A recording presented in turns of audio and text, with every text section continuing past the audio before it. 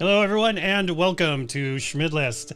I am your host, Kurt Schmidt. I am here to inspire and educate leaders and help with your professional development. So I am very excited about today's show because I have a good friend of mine, John Gabos, on the show, and we're going to be talking about all things networking. And if you didn't know, I've got a book coming out at the end of the year, my first book, and I'm actually getting the proof today to start looking at it. So I'm very excited. We're going to be sharing some of the things that I talk about in there. We're going to be sharing a lot of John's tips on how to increase and improve your networking and make it enjoyable, because it should be fun. It shouldn't be a pain. Let's just put it that way. But before we get started, I do have to mention that, we are hiring at Foundry. Yes, if you check out foundrymakes.com/careers, you'll see that we are hiring. And it's there's some good stuff there. And if, maybe if you're not looking, maybe tell some friends, maybe tell a couple of friends. You can always, just share it with folks. So check it out, foundrymakes.com/careers. Okay, let's get started talking with John, my buddy John. John, I am excited that you're here. Let's chat here. How are you? Good morning, Kurt. Great. Happy to be here. Good. Take two. Take Looking two. forward to it. That's right. Yeah. Yes. Well, I'm excited you're here because, first of all, I want to learn more about Prism and the work that you do there. Tell me a little bit about Prism. Very succinctly, we help people have better relationships so they can have better lives. You touched on that a little bit in your book. And so how do we do that? Well, we've created a curriculum to teach people how to become more effective relationship builders. And we built a relationship building process. The people we basically deliver our solution to are those in transition and career transition, like 19 million college students that are transitioning from high school to a career that need to learn these skills. And then Right. a lot of the people that are our peers that are in a career transition, or are they looking to elevate their career. And so we have content, training, education, and then a contact management platform where you can operationalize all the stuff that we teach and that folks like you teach in your book. I think it's great. I think it's super important because, and I just want to jump right in, John, because when I was growing up, networking was you go to an event, you have a stack of business cards, and you walk around awkwardly trying to introduce yourself to people and make small talk. That's, I think there's a stigma still to this day that that's what networking is. Would you agree? I'd agree 1,000,000%. And that's why you and I batter around the phrase, which is, is it networking or is it relationship building? Mm-hmm. And networking is what it first came out as. But when you talk about in your book, right, networking is a lifestyle. Well, it's really putting into practice. I'm going to purposely build relationships. So yeah, it does. And I asked this class of college students yesterday, is that term positive or negative? And it's negative, even for college freshmen. So we have to change that. That's our job, to teach these skills and make it more about value creation than it is about what can I get out of it. Right. Well, exactly. That's the whole point that I think most people don't, that they just miss, is that, but that's also, so networking is a loaded word, but relationships is a loaded word, because I've also coached people when I say, yes, this is more about relationships. And they're like, but it seems too one-sided. That's not a relationship. Like, I'm just going out and asking people for things. What's the mindset people should have when they enter into networking, John? Well, you hit the nail on the head when you just said that people state that I'm just going out asking for things. Mm-hmm. And it's the mindset. And Kurt, we've had several of these conversations, and a lot of these, C-level, EVP, VP level people say, well, where do I start, Kurt? Right. You're good at it. You've done it, but I've not done it. Right. And you and I talk about, we've chatted with 50 people in the last 24 months that are in career transition. Yep. And they've got no methodology. They've got no tool that they're using. And you hit the nail on the head. Is most people don't network until they need something. Right.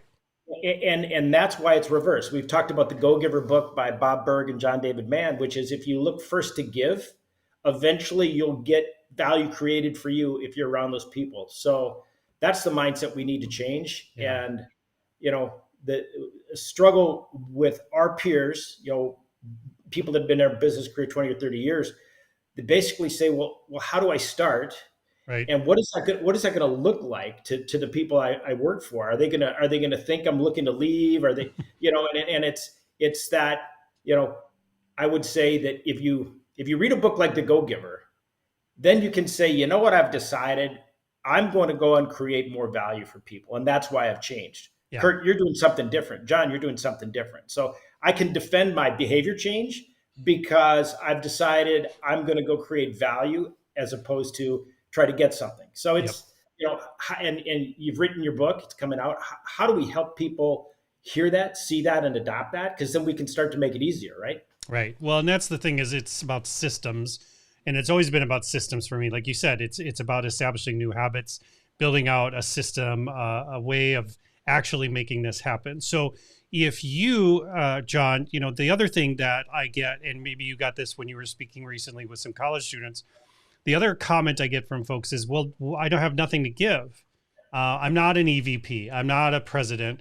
I don't have things to give. How can you tell me, John, to go out and give things when I don't have anything? I just graduated school. What's your response to those folks? Well, I'll start with the younger kids in that there are two immediate things they can bring. Number one, they can bring a different perspective to my space, my business, my opportunity. That's number one. Number two, they bring a different network. So if they've been building their network through school and in their employment, right? Just like you said at the top of this call, Schmidt list, we're hiring, Yeah. right? And Right. if it's not you, send somebody in your network. So what value can they bring, right? If I ask you, Kurt, what are you looking for? And you say, I'm looking for X, I go inside my network. So I've got a good buddy, his name's Lenny Newman, and he's a very, very purposeful networker. And Hmm. his phrase, I'd like to take credit for it, but it's not. He says, I use my network to help people solve their problems. Right. So that's one of the things that these younger people can bring. Right. Because they have families, right? They have friends. Exactly. They're not an island. They've got an uncle that maybe is a salesperson at this thing, or an aunt who's a president of a bank, or something. So I think I think to me it is, you've got to reframe your thinking around what you currently have, what the opportunities that you have around you. You've got your network of people you went to school with, right? Maybe your current job. You have those things, but you also have special skills. You have talents. You have knowledge about certain things. You can bring those things to the table. You can bring those experiences to the table and share those things, right? So one of the things you and I love to do is share books, right? We read a lot, and so have you read this book? Have you seen this thing? Have you? So educating people is also a gift, right? It's not just about sort of give and take networking, right? You give me a contact, I give you a contact. That's not the currency we play in, right? Well, no, you and I are the same. We look to help, and if we, you have a system. You talked about it in your book with your spreadsheet. We have a system. We've built Prism Networking, right? And if you put in the small little itsy bitsy bites of effort, 30 seconds to capture what I learned from Kurt and tag him as author now, right? So you'll be an author now in my system, and I can introduce you to other authors. Or if somebody's talking about writing a book, I'll introduce them to you, right? Yep. So it just is, it's being mindful of indexing who you meet, what value they have, and then connecting them to people in your network where those two people can create value together. Right.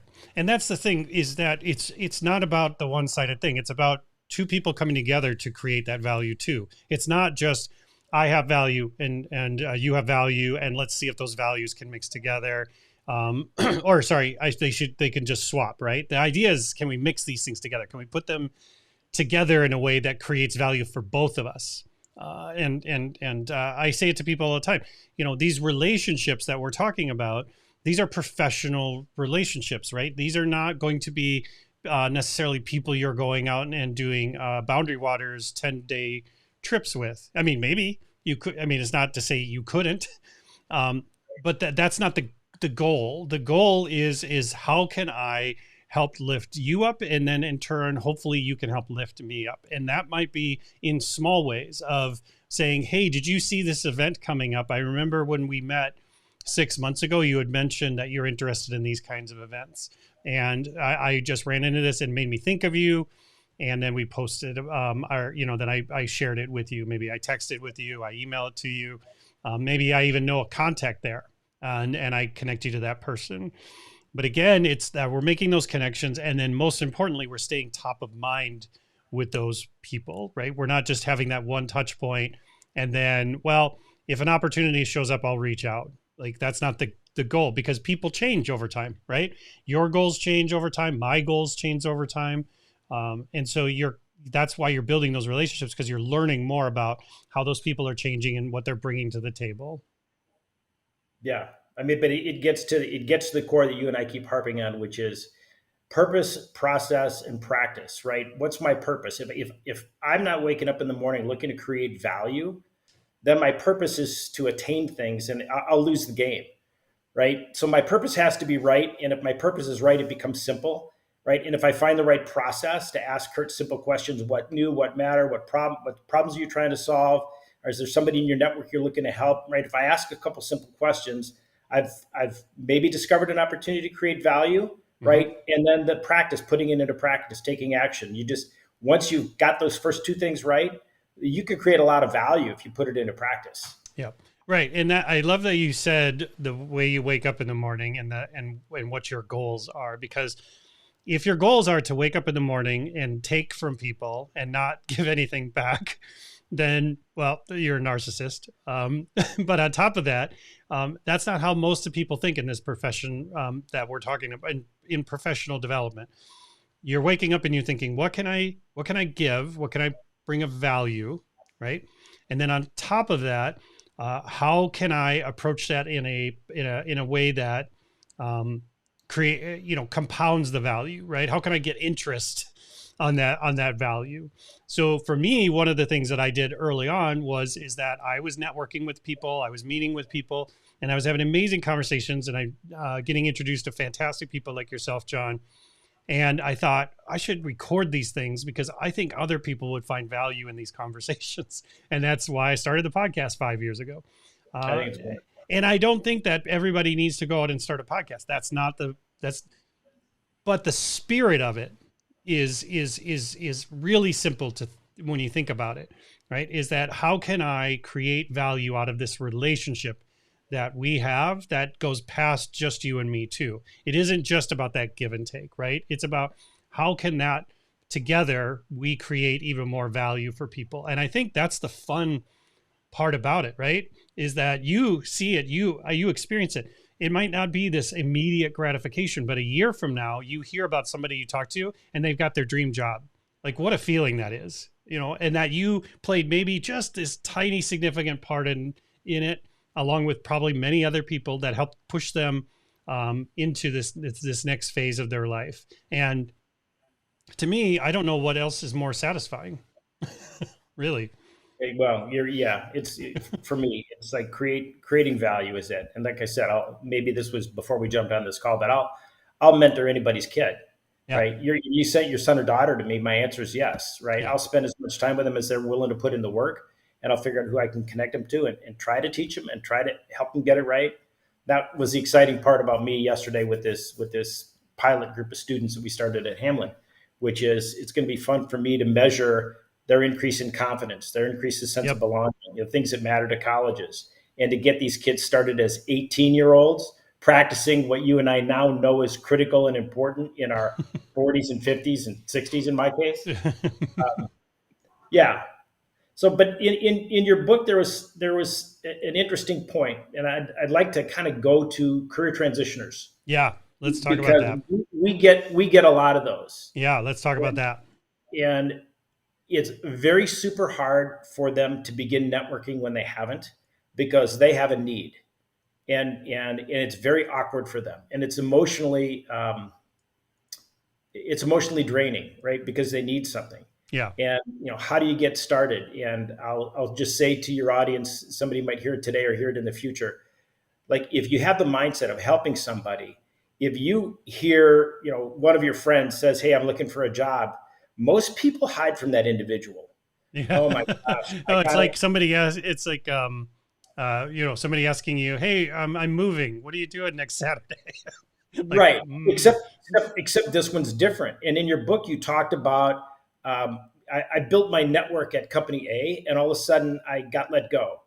Yeah. And now most of my networks at company A, it's awkward reaching back to those people. It's awkward for them because Yes. they feel fortunate and they feel like, oh my gosh, did I play a role? Could I have helped John? And so it's really, really super awkward, right? Yep. Yep. And I tell people, if you hear, and I practice this, if somebody posts in my network, hey, I'm looking for a new job, I send them a message saying, let's have a call. Let me Yep. figure it out. Yeah. Well, you've elevated yourself immediately as somebody different in their network. Yes. Like you only 3 people reached out to me to help me.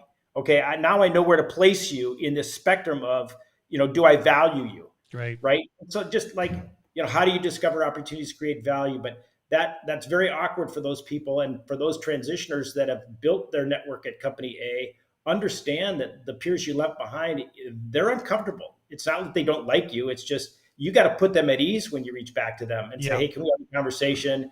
You know, you know, did you see anything in my performance, right? Opportunity to create, and do you know anybody in this field at a different company? Just Yeah. You've got to follow those breadcrumbs on leads and introductions. But it was a really kind of poignant problem that you put forth in your book. Yeah, because that's the thing, is that there is people that are really great at networking, but to the point that I make in the book is that they spend a lot of that time just networking internally, which is important. You've got to play, especially if it's a larger company, there's more politics, right?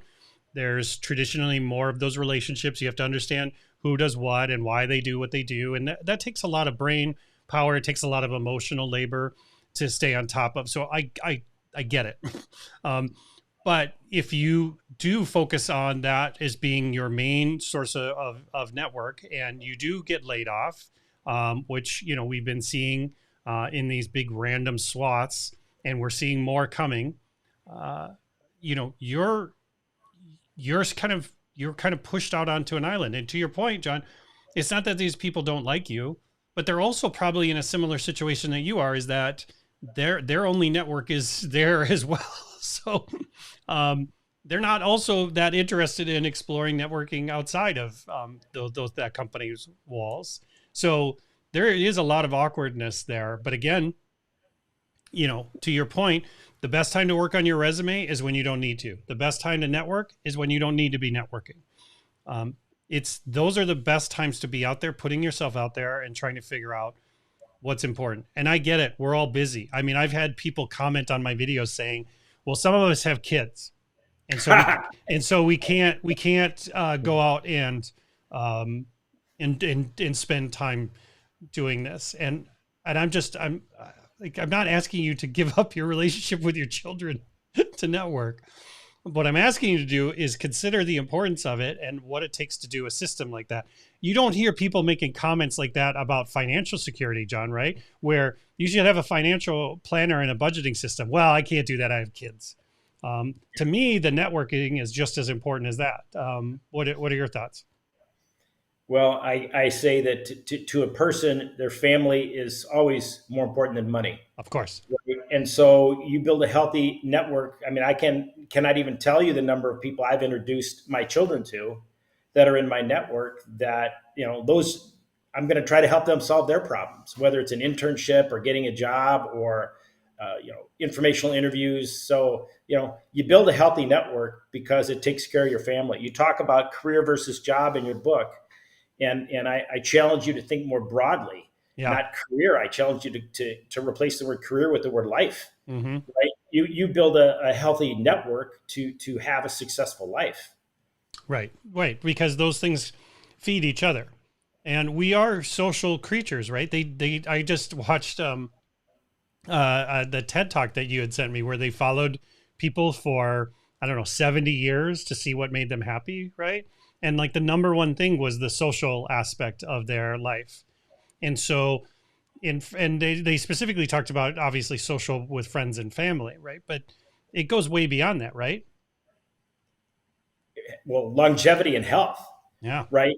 Finding those peers. You should have seen the reaction of these 18-year-olds yesterday when Dr. Waldinger was talking about being successful in your 80s. Like that's 9 lifetimes. That's 9 lifetimes away from an 18-year-old. Yeah. But they get it. They said, I started that session with a class, and I said, if your professor and he's a pretty cool professor. If your professor gave you the questions that are going to be on your final exam, if he gave you the questions today and he gave you the answers today, but you couldn't bring them into the final exam, is there any reason why you wouldn't get an A in this class? And it's because you didn't put in the work, Hmm. right? And you and I are here talking to an audience, young, old, middle, saying, we're telling you right now the answer is Yep. to build a healthy network, to become comfortable with these skills, become confident with these skills, and then make it a lifestyle, like you said in your Yep. book. And if you do that, you will find yourself in the position where you are creating more value than you may have thought you could, right? And you have more people in your network that are willing to help you and help those you care about with issues that, it may be big to that person you're trying to help, but to Yep. this person who's in your network you've got a relationship with, oh, really? That's what you need? I got that, Yep. right? I'm Yep. sure in your lifetime you had plenty of those conversations. It was a big deal to you. Yeah. That somebody goes, I got that, Oh yeah. right? Yep. No, absolutely. I mean, I remember when I got out of school and I couldn't find a job to in my profession to save my life. Like it was terrible. And I remember calling my best friend on my way to go interview at UPS because I was like, well, I've got to get a job. So I'm going to go to UPS. And on the way, and he's like, "What are you doing?" And I'm like, "I'm going to UPS to apply for a job." He's like, "No, you're not." He's like, come over here. I'm going to talk to my boss. I think we've got a spot for you." And within 4 weeks, I had a job there in my profession, and I worked there for a number of years, and it helped launch my career. And again, that was just I was lucky to have such a good friend and in a good spot. But I remember thinking about that years and years later. Is that what if I had 10 of those people? And I don't mean by best friend. What if I had 20 of those people that were in all those different areas and I ran into a similar situation?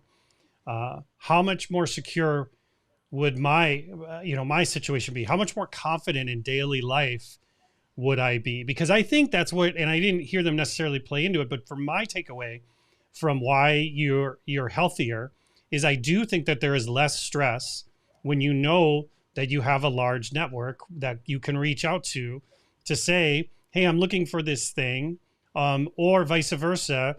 You get the opportunity that where somebody says, I'm looking for this thing, and you're like, oh, I have that. Those things are confidence builders, and those confidence builders reduce stress. And I truly believe that that is one thing that helps impact that healthier, longer lifestyle. What do you think, John? Yeah, I mean, they talked about intimate relationships, but take somebody that just got laid off. Right. All of a sudden they feel alone until they go take an inventory of who are the 10 people that will meet with me, Yeah. right? And if you again, I'm cheating with your book when you say networking is a lifestyle. If you make engaging with people and looking for ways to create value a lifestyle, you won't feel alone. And I think I'm agree. I think I'm agreeing with your statement. Yeah. It's a it is. It's a lonely experience, and being able to help people who are lonely, like I think that's a fantastic feeling. But vice versa, to your point, like if I'm in that situation, um, you know, I always think about like, my dad always used to say, right, like how many people would help you move, right? Like how many people do you know that would help you move? And I feel pretty confident that I could I've got a good selection of folks that would step up for that. Um, and that is not necessarily about that we've been friends for 40 years and, we went to high school together and all of that stuff, right? Or these are people that I've built great relationships with over the years in a professional standpoint, and that we've helped each other over the years. Um, and those relationships have transitioned from just professional relationships to caring friendships. And what's wrong with having more of that? Right? Well, I'll say that helping Kurt Schmidt move is a very different ask It is. than asking Kurt Schmidt to give me a relationship in his network. Yep. I have to have created this trust, Yeah. right, and this value where you're willing to risk the credibility of that relationship, and those aren't easy. I No. remember a couple of years ago when a buddy of mine was out of work. And he said, "Hey, I need some help. Can we get together?" And Kurt, as you know, I have a system. I said, "Yeah, I'll coach you. I'll help you come up with a plan." Yep. And he said, can we go through your LinkedIn network?" And I said, "Sure." And we went through the names and came up with about 20 people you wanted an introduction to. I said, "Well, let's open up your LinkedIn network. You show me the people in your network that you've already spoken to." Yeah. "Oh, well, I haven't talked to any of those people yet." I said, "All right, well, when you talk to 10 of those people, you come back to me and we'll start, I'll start making introductions to people in my network." Yeah. Yeah. Right. So it's that, I Yeah. don't know what I mean by that example, but it's like No. he hadn't earned my trust Yeah. that I was going to introduce him to Kurt Schmidt, and that is either going to improve the value of my relationship with Kurt or take away from that value. Right. Right. So Exactly. Because I think to your point, John, I've had this similar thing, right? Is that if you're not putting in the work, why are you asking me to put in the work? Um, again, like that's the goal of having these relationships, is that we're helping push each other towards a better spot. But if only one person's doing the pushing, um, you don't want to, you don't want to, you don't want to keep pushing, I guess is what I'm right. saying. I know Kurt Schmidt well enough that if I sent somebody to Kurt and said, "Kurt, would you talk to this guy?" your answer would be yes. But if two of those went sideways, your answer would stop being yes. Yeah. Yep. Right. Yep. Yep. Exactly. So we've got a passion for helping people improve the value of their networks. We share that passion.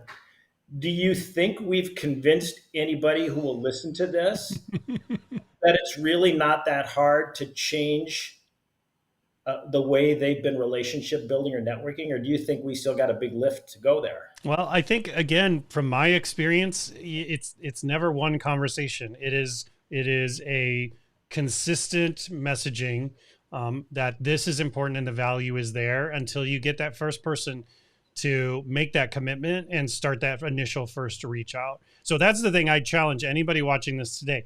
Go to LinkedIn today and reach out to people that are in your network and reconnect with those people. You don't have to start with people that are um, just complete strangers. Start with the people you do know and reconnecting with some of the people that maybe you worked with 10 years ago. Ask them how they're doing. Hey, how are the kids?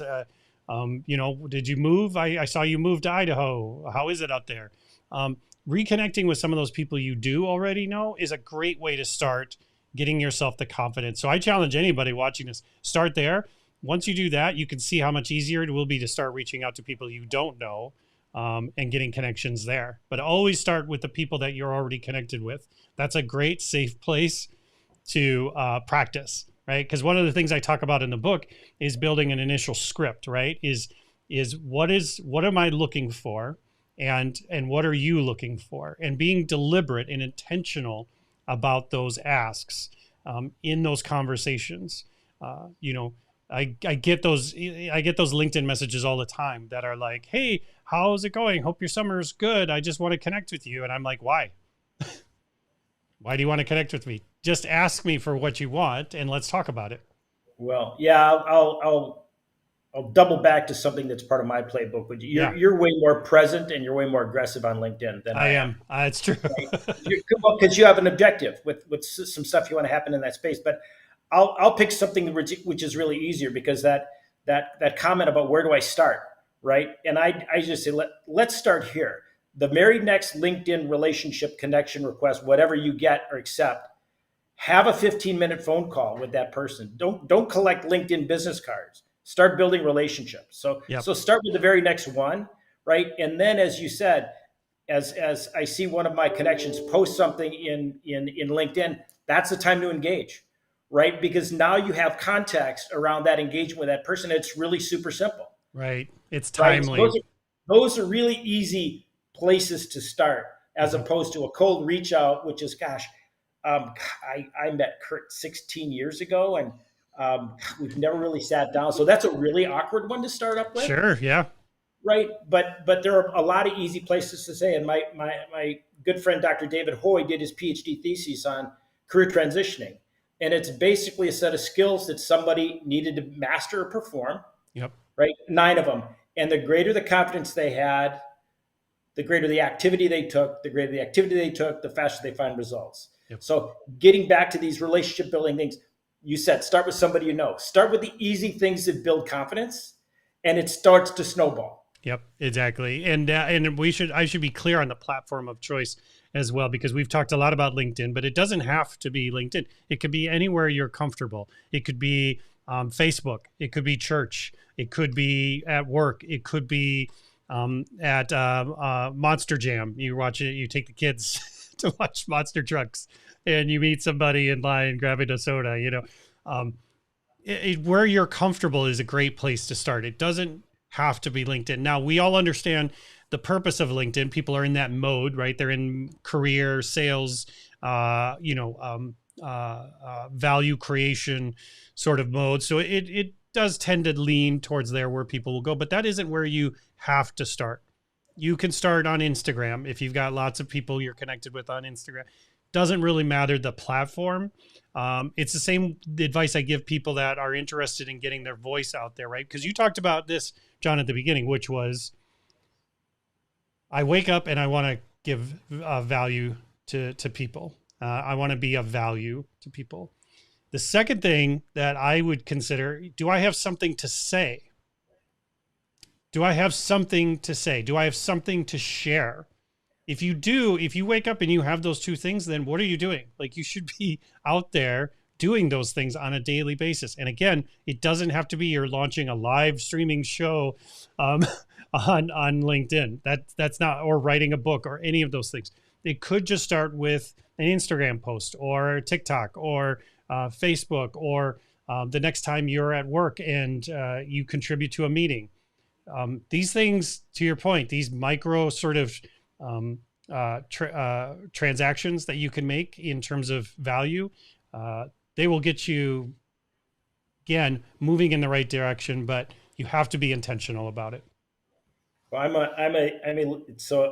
on Twitter, and I think I've sent 2 tweets. Yeah. Yep. Right? Yep. It's because I look at what do I have that anybody would care about? And I do have a list of blog topics that I really need to write and publish and get out there, and and give that content away. And on that note, we didn't finish discussing what are you going to do with your book, how are you going to share it, what are you trying to create? But it started with how do I share what I've been telling all these people in some more efficient mechanism. And I want to say this about our Prism networking platform, in that we've created our strategy around business, which is we allow a 2-week free trial. Somebody comes to our site, they cannot even put in a credit card. Mm-hmm. And our give back is all the content and lessons we have on informational interviewing and personal branding statement and how to use LinkedIn. We're basically giving that away, right? You can come and in 14 days get all the content, download it, and use it.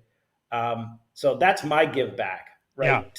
To somebody I don't know what you're doing with your book, how you share, maybe you put it into bite-sized pieces and do something with it.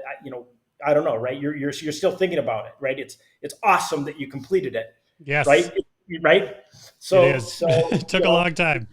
If we can just convince a couple people to wake up tomorrow and try to create value and have the courage to do something that they've maybe shied away from, then this was successful. Yeah. Right. Then we if you change one life, you can change the world. Yeah. Right. If you help somebody get their job, you might save their self-respect and their family and whatever it is. So I just think that it's really hard to give too much. Right. Yeah. Just try to matter. Yep. Exactly. I mean, if you go back and you look at some of the most famous people, and I've done the research because my next book, or one of my next networking books, is going to be a kind of a dissection of how, if you look at some of the most famous, most successful people in the last, 100 years, it's very rare that any of those people were just brilliant people out the gate and the doors just opened for them. If you look through everything from Steve Jobs to Winston Churchill, somebody was there opening, or at least put their foot in the door so it didn't close on them. And those are the stories that I find fascinating, right? Like I recently watched like a biography on like Johnny Depp or something, and he had a girlfriend whose mom or something was like in the industry, and he was like working on this dead end job, and she was like, you should just come by this thing and check out this acting stuff. And he's like, oh, I don't know, I'm not an actor, but I'm not doing anything. And boom, like that just set him off on a path to go into where he is now. And if you look back at the stories of these people that we revere today, men, women, uh, the whole gamut, there is almost not one person who I would look at and say, they did this all on their own. They did this by themselves. They had no help. It's impossible. So when I look at it, okay, so you and I are not going to be the next Steve Jobs or Elon Musk's or Sheryl Sandberg's of the world. But what if we can get a piece of that in a bite-sized piece that's good enough for our sphere, right?